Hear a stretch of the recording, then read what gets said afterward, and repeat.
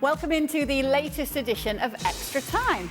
Ale and Shaka and Frank Leboeuf, who sat patiently throughout the show. Oh, yes. Listening to everything. What a man Frank is. But sadly, the first question Well, that is was not very for you, interesting, Frank. guys. What do you think of Arne Slot? That's all right. What do you think of Arne Slot, Frank?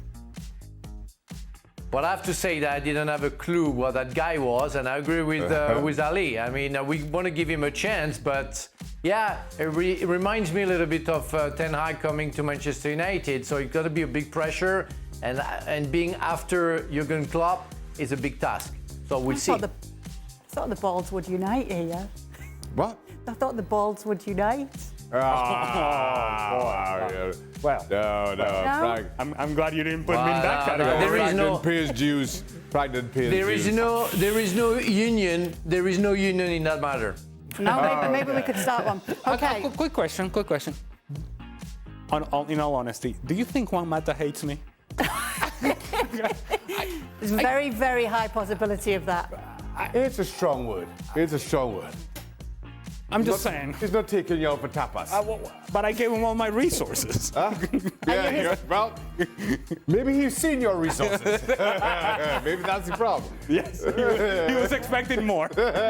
So we had Juan Mata in the main show earlier today, and let's just say he definitely found Ale to be an interesting character. Maybe not his favourite FC pundit. I just asked a couple of questions that I thought needed to be asked, and apparently he was uncomfortable with those questions. Well, you know. If you go on your travels this summer for ESPN FC, let's see if he avoids you or not. That's what will tell us. Let's That's what we'll find out. United. Did he say he was going to take over my chair as well? No, he said he'd not him. He's not coming for you. Yes. Okay, because by the way, this is Craig's chair. This chair's a little angry. It has a halo of anger around it. Right. That's what Juan Mata found as well. All right, for Ale, who would you say is the breakout star of the year? Lamine Yamal, Kobbie Mainoo, or someone else? Well, Lamine Yamal. Kobbie Mainoo has been great, but Lamine Yamal has given us all the signs of a guy who can potentially be just one of a kind. That's how talented I think he is. In a team that has so much experience and so much talent available in the attacking half, he has been their most dangerous and their most effective player in the final third. Lamine Yamal has been outstanding. Let's hope that Barcelona are able to nurture his talent in the right manner and that he continues to develop, because if he does develop in the trajectory that we have seen so far, he's going to be something special. Shaka, how would you rate Newcastle this season so far on a scale of 1 to 10? 7.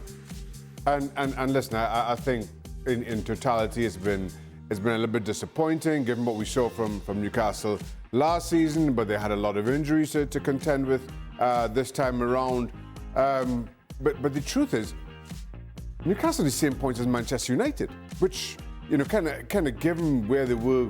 Is that a good thing? Well, I mean, given where Newcastle was 6 or 8 weeks ago, I thought if you stay in the top half of the table, you've done well, and all of a sudden they're knocking you down 6. So 7 out of 10 for United as well? 7 out of 10 for Newcastle. What about United then? Manchester United? They're solid 5. Oh, right, okay. Solid.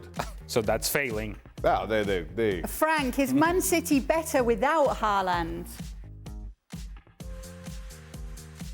Oh, that's a harsh question, you know. Haaland is, first he's injured, then he's not having the season that he had last season, but I don't think City had the season, or the end of the season that they had last season, and it's hard to compare. And Haaland needs to be served. Don't forget that De Bruyne has been injured for almost the whole season, and he was the one who was providing the best assist to Haaland, and it's hard to judge. I mean, everybody else who cannot, build his own action, his own chances, would have suffered like Haaland does this season. So I wouldn't answer to that because I don't know. It's the second season. He had a wonderful, fantastic season last season. He's been suffering this one. But give me another season and maybe I can answer that one. Can I just give a little bit of context to a comment that Frank made?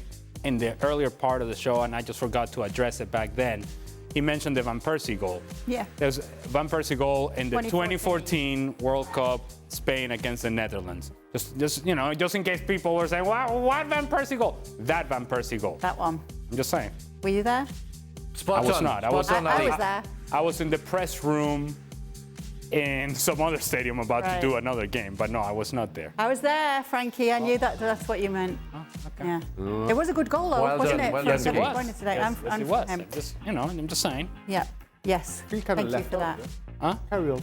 Did you know that he What- meant what- that goal? Yes, I knew which goal he Okay, meant. well, don't feel left out Just then. saying, Just He wasn't okay. there. Don't worry. 2014 was a while back, Shaq. You know how you are. Well, yeah. Yeah, that was a long time ago.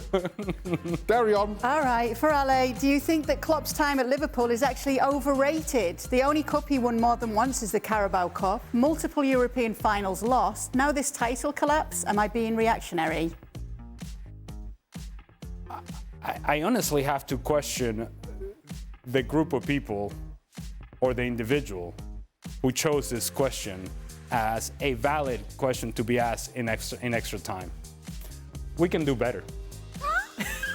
We should do better. I'm just saying. You cannot define Jurgen Klopp's time at Liverpool as overrated.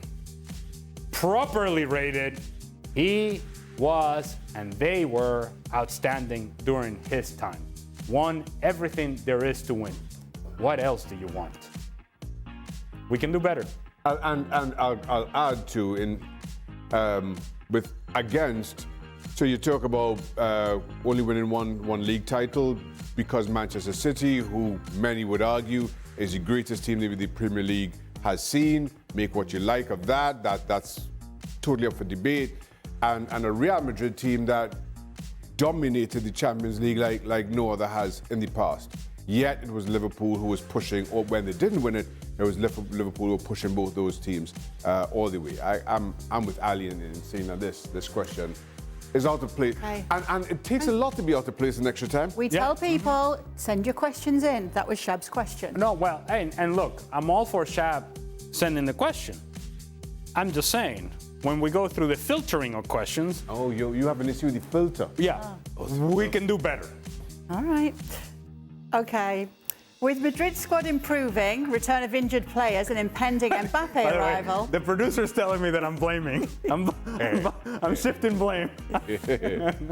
Go ahead, Kay. With Madrid's squad improving, along with the unyielding Catalan media and Deco/Laporta, what is the upside to Xavi returning to Barcelona? Do you want to take that, Ale? He looks happier. Well, He looks happier today than he did 6 weeks got ago. the little hand, Yeah, well, little hand thing together. What a weird little handshake that was. Laporta in the middle, doing something like this. That was just weird. That's the only upside I can see. And Deco's coming from afar. Oh my God. Hey! Oh, So give us the upside. Huh? Give us the upside. For what? Xavi, continue him. Well, continuity. That's always. Hold on a second. do This thing is getting all over the place. Oh, well, you know what? While you sort that out, That's what you because get for criticizing the Frank producer. wasn't in the part of the Cut show you where we off. talked about Xavi staying on. What do you think of it, Frank? Xavi staying at Barcelona? Well, I said yesterday that I was quite pleased. I mean, he's an icon of Barcelona and the Spanish football. And I want to see him, last season he won the La Liga. So he had a very good first season. It was harder this season, but I was sad when I heard that he wanted to leave.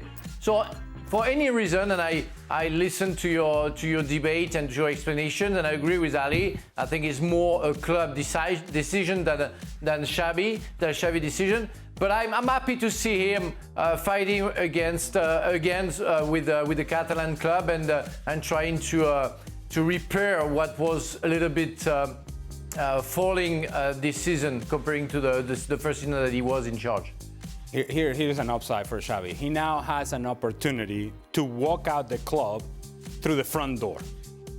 rather than the back door, which is what was going to happen at the end of this season. He has an opportunity. I don't know that it's actually going to come to fruition, that it's actually going to happen, but he does have the chance to now put a team together and put his ideas in place and execute those ideas properly and defend well. He has time now to make sure he walks out the club the way that he thinks he deserves. Frank, who's winning the Player of the Year, Phil Foden or Cole Palmer?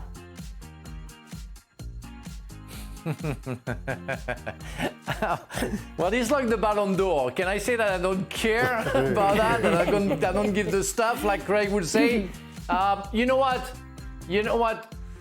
Phil Foden plays for a fantastic team, and when you are inside that kind of team, you know, all your talent is multiplied by maybe 2 or 3 times, and Foden is a fantastic player and maybe deserve that. But what Cole Palmer was able or is able to do with a shamble, and that's again a Craig word, a team who suffer, I have to give him credit. I think it's a real fit what Palmer is capable of showing to the world, and I think he deserves something special for that. Cole Palmer get honourable mention. More times than not, Player of the Year goes to the team that wins the league. If City win the league, I think Phil Foden gets it. If Arsenal wins the league, Declan Rice gets it. Cole Palmer, outstanding season, but by that measure, I don't think he pips either of those two. If you ask the question to Nicholas Jackson or Madueke, would they say Phil Foden? They'd miss. They'd miss the question. Yes, we're gonna miss. All right, Shaka, as an expert in vacations and nights out, would you rather have a night out in Middlesbrough, Paris, or Barquisimeto? Vamos, Venezuela! Hey, that's where I was born, Shaq. That's your old stomping ground. That's when I was I'm born. not sure I'm In going case to you Ali's didn't old know, stomping Shaq, ground. that's where I was born, Middlesbrough. Yeah, by a matter of elimination, it'll be Paris. Oh, I'm sorry.